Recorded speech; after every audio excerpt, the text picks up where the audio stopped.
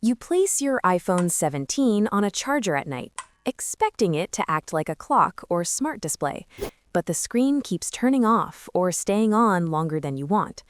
Standby mode gives you full control over that behavior, so you can decide exactly how long your display stays active.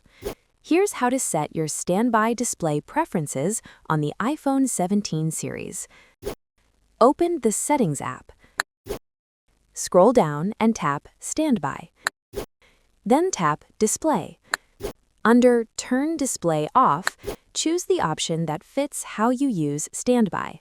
Select Automatically if you want the screen to turn off when the room is dark and the phone is not being used.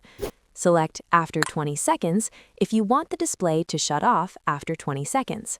Choose Never if you want the screen to stay on the entire time standby mode is active. Once selected, your iPhone 17 will immediately follow that behavior whenever standby is turned on. You can return to this menu if you want to adjust these settings when necessary. And that's it. If this helped you get more control over standby on your iPhone 17, give it a like and check out our other tutorials for more smart features you might be missing. Thanks for watching and stay tuned for more videos like this.